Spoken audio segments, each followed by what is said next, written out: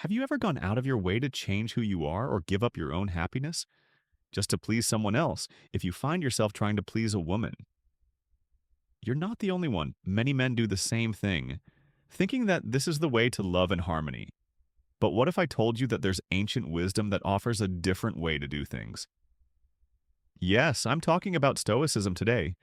We're going to look deep into the heart of Stoicism to find 6 principles you should never break for women or anyone else.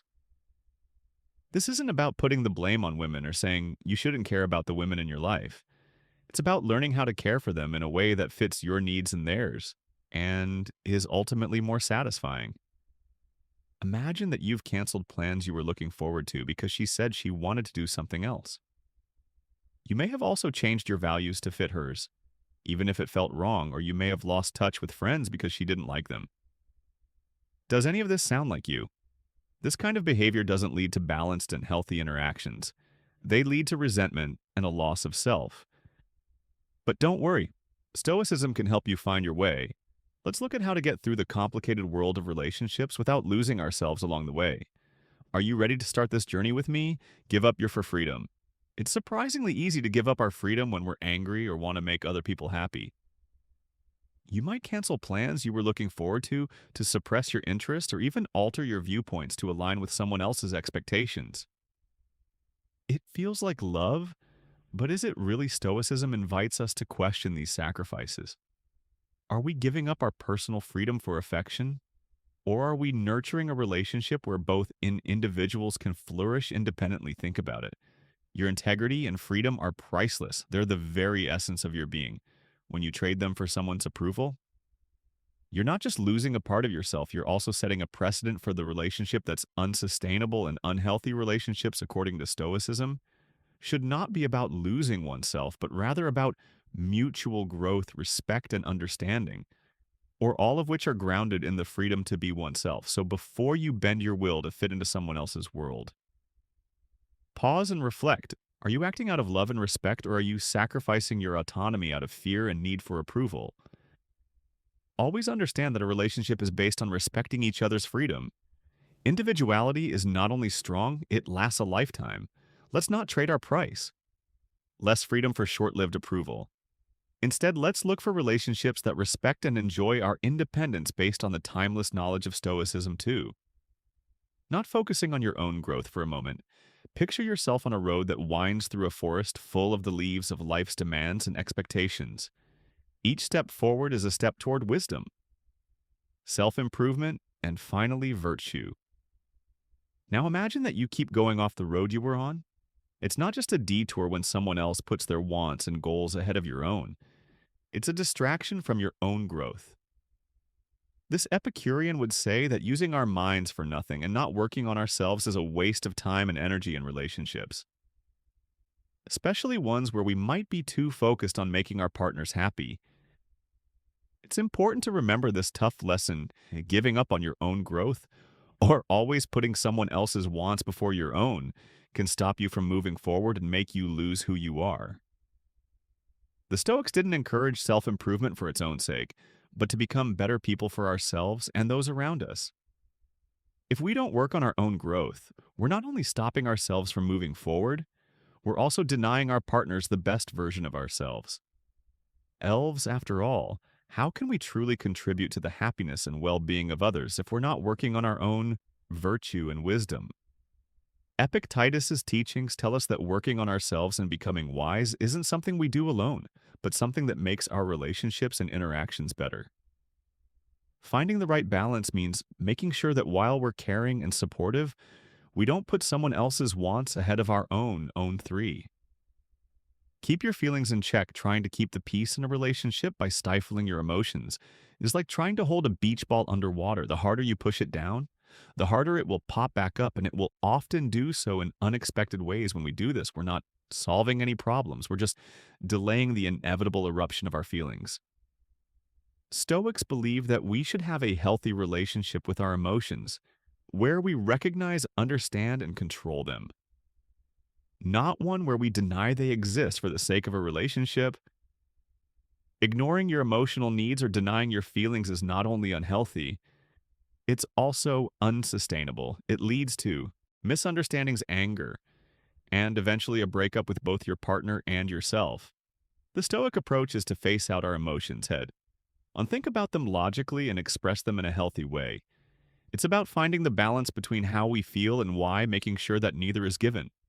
One of the main ideas behind this theory is unchecked rain communication. Being honest with yourself and talking about how you feel are not signs of weakness, but of strength and self-awareness. In his meditations, Marcus Aurelius talked about how important it is to be honest with yourself and think on all parts of your life, even your emotional music ones. Losing your freedom.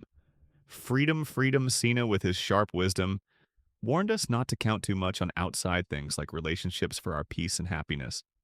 This doesn't mean we shouldn't value and care for our relationships with others, but it does mean we shouldn't tie our happiness or sense of self-worth to them. Think of a tree. It may lean toward the sun, enjoy the rain, and even support other living things, but its growth, strength, and very survival depend on its roots and the food it gets from the ground. When we tie our happiness or sense of self-worth to someone else, we're like a tree that depends on something outside itself for its stability. When source wavers, we risk falling over. Seneca's warning tells us to dig deeper into our roots to get power and nourishment from within. Building independence doesn't mean cutting ties with others or separating ourselves emotionally. Instead, it means making a strong base within ourselves so that our relationships are sources of joy and growth. Instead of chains or crutches, it means focusing on our hobbies, working toward our goals, and building a strong sense of self that can handle the changes and challenges that come with life. It takes honesty with ourselves and sometimes the guts to face our shadows on the path to finding happiness within it. Means being honest about our wants, fears, and dreams, and realizing that other people can help us get there, but they can't be our only way. Being happy with ourselves is a source of strength for both ourselves and our relationships. When we're not looking to others to fill our voids, we interact with them from a place of completeness, not lack. Taking action to make her happy. 5. Taking action to make her happy. Thoughts. Imagine that someone asks you to do something that goes against your personal beliefs or interests. It could be something as simple as trying to enjoy a hobby that you don't care about. Or it could be something more complicated, like making decisions in life that go against your goals or morals. Stoicism shows us how important it is to live in harmony with our own nature. This means being honest about our likes and dislikes, values and principles, and respecting them. If we stray from this road to make someone else happy, we not only lose who we are, but we also weaken the trust and respect that are at the heart of the relationship. Seneca, a Stoic philosopher, wrote beautifully about the inner fortress that every man must build and defend. This is a metaphor for our core self. Our morals and virtues. Giving up these for short-term love or to avoid conflict is like leaving the gates of our fortress unguarded. Real, lasting connections are made when two people respect and understand each other's true selves. It's about finding common ground while staying true to yourself. The Stoic way of life isn't rigidity, but deep self, awareness, and honesty. It asks us to ask ourselves, is this action in line with my true self? Does it serve my virtues of wisdom, bravery, reason, and fairness? When the answer is no, as a reminder, love and respect for ourselves and others grow when we are true to ourselves and not when we try to fit in or compromise. This is a call to stop and think so before you do something. Just to make her happy, think about the Stoic advice that says we should honor our essence first. It's not about being selfish, it's about self-respect. It's about building a connection where both people feel like they can be their best and truest selves. In fact, this makes your love stronger, making a bond that's not just about the pleasure of the moment, but also about the joy of a shay. Take a trip to grow and learn 6 things that are keeping you from pursuing your passion. Picture your relationship as a journey without the rudder of reason to guide you. Love can be like the wind in your sails, speeding you forward with joy. But if you don't have reason, that same wind could send you crashing into the rocks. Stoics like Epicus taught us that we shouldn't be slaves to our impulses, but rather masters of them, steering our lives with wisdom and foresight.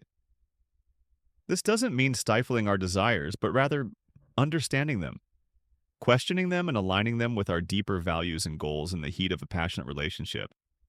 It's easy to let our emotions control our actions, making compromises that go against our core beliefs or ignoring red flags that we would have seen if we weren't blinded by passion.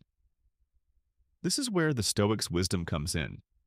They remind us that reason should be the lens through which we look at our feelings, making sure that our actions and relationships aren't just reactions to our emotions, but choices made with clarity and foresight. This Stoic concept isn't just useful for dealing with arguments or making big choices, it's also about the choices we make every day in our relationships. Like whether to talk about our feelings openly instead of defensively, be patient instead of angry, and try to understand before judging to conclusions. By letting reason guide us through these moments, we can build a relationship that is not only passionate, but also strong, respectful, and deeply connected. If you found this video helpful, please like, share, and subscribe for more philosophical advice and personal growth strategies. Also, don't forget to leave a comment below with your thoughts or experiences about Stoicism and relationships. Keep being good.